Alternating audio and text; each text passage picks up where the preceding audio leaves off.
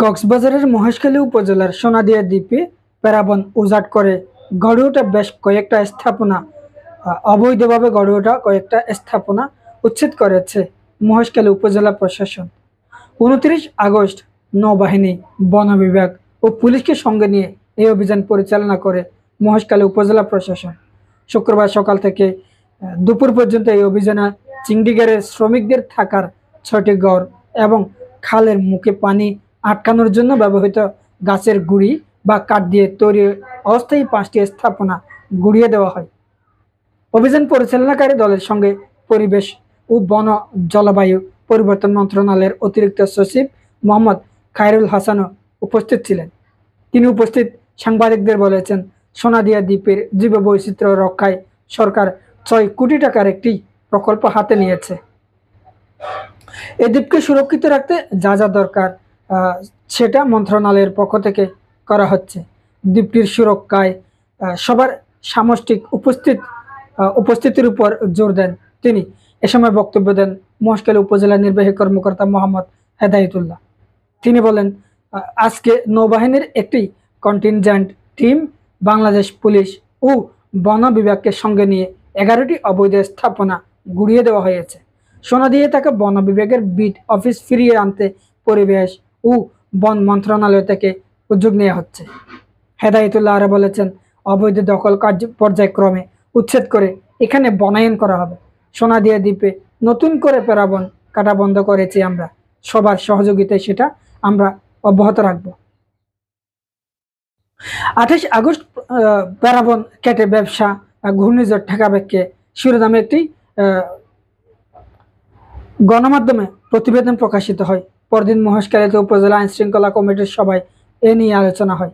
সবাই সোনাদিয়ায় অবৈধ চিংড়ি ও লবণ ঘেরের বিরুদ্ধে অভিযানের সিদ্ধান্ত হয়। ওই প্রতিবেদনে বলা হয়, লবণ ও চিংড়িঘাট নির্মাণ করতেই মূলত সোনাদিয়ায় হাজার হাজার একর প্যারাবন নিধন করে চলেছে স্থানীয় প্রভাবশালীরা। বর্ষাকালে চিংড়ি চাষ ও শুষ্ক মৌসুমে লবণ চাষ, এই দুই উৎস থেকে আয়ের যে লোভ বেপরোয়া করে তুলেছে তাদের।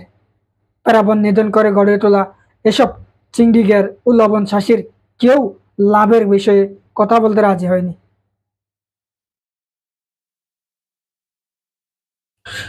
তবে লবণের ব্যবসা সম্পর্কে ধারণা রাখেন মহেশখালীর এমন একজন ব্যক্তি বলেছেন, প্রতি একরে 1000 থেকে 1300 মন লবণ উৎপাদন হয়। সরাসরি মাঠ থেকে প্রতি মন লবণ 500 থেকে 600 টাকায় বিক্রি হয়। কেউ কেউ সরাসরি লবণের মিলে গিয়ে লবণ বিক্রি করেন। সেক্ষেত্রে লবণের পরিমাণ ও দাম দুটি বেড়ে যায়। গড়ে প্রতি বছর একরে 8 লাখ টাকা আয় হয় এই লবণ থেকে।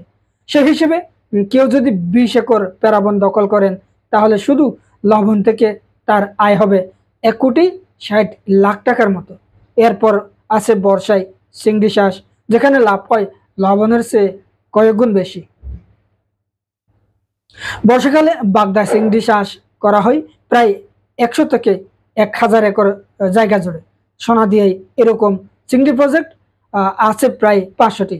সোনাদিয়ার আশপাশের ঘটিভাঙ্গা ও বড় মহেশখালী মৌজায় আছে আরো 15টির মতো চিংড়ি প্রজেক্ট। ঘটিভাঙ্গার পশ্চিমে এখনো প্যারাবন কাটা চলছে বলে জানিয়েছেন স্থানীয় লোকজন। চিংড়ি প্রজেক্টগুলো এক একটি গড়ে উঠেছে 500 একর জায়গা জুড়ে। এক একটি প্রজেক্ট বছরে 2 কোটি থেকে 2.5 কোটি টাকার মতো আয় হয়। তবে কেউ চিংড়ির উৎপাদন সম্পর্কে ধারণা দিতে পারেননি। এভাবে চলছে মহেশখালীর প্যারাবনগুলো। প্রতিনিয়ত কোনো না কোনোভাবে তারা নিধন করেই যাচ্ছে। আর নিধনের ফলে প্যারাবন ধ্বংস হচ্ছে, বনাঞ্চল ধ্বংস হচ্ছে, গড়ে উঠছে বিভিন্ন খাল বিল, বিভিন্ন মৎস্যঘের বা সেখানে বিভিন্ন লবণের মাঠ। প্যারাবন নিধন কল্পে বিভিন্ন উদ্যোগ নেওয়া হয়েছে সরকারের পক্ষ থেকে। যারা এই প্যারাবন কাটছে, যারা প্যারাবন নিধন করছে, তাদের বিরুদ্ধে বিহিত ব্যবস্থা নেওয়ার পরিকল্পনা করছে। তার ওই ধারাবাহিকতায় এই অভিযান বলে মনে করছেন সচেতন নাগরিকরা। সরকারের পক্ষ থেকে যে উচ্ছেদ অভিযান কার্যক্রম পরিচালনা করেছেন, এতে মহেশখালীর মানুষ বা কক্সবাজারের মানুষ অনেকটাই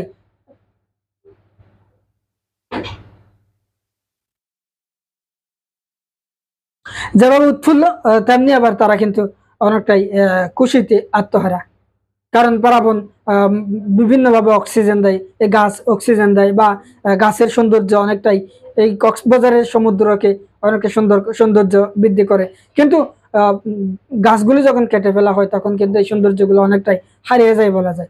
অতএব এই যে প্যারাবন কাটছে, প্যারাবন নিধন করছে, এর বিরুদ্ধে প্রশাসনের প্রতিনিয়ত অভিযান অব্যাহত রাখা দরকার। কারণ যে কোনো মুহূর্তে যে কোনো সময় বিভিন্ন অসাধু ব্যক্তিরা, বিভিন্ন যারা প্যারাবন নিধনকারী, তারা কিন্তু সেখানে একেবারে ঘাপটি মেরে বসে আছে। যে কোনো সময় তারা কাটবে, আবার কেটে তারা সেখানে লবণের মাঠ, বিভিন্ন চিংড়ি প্রকল্প করে তারা আবারও সেখানে বসতি গড়ে তুলবে। তাই প্রশাসনের উচিত সেখানে যেন প্রতিনিয়ত হানা দেয় বা টহল জোরদার করা হয়। কিছুদিন পর পর যদি সেখানে গিয়ে খবর নেয়, তখন হয়তো এ ধরনের কাজগুলো বা যারা প্যারাবন নিধন করছে তাদের এই কার্যক্রমগুলো অনেকটা বন্ধ হবে, সেই আশা অনেকেই করছেন। বা সেই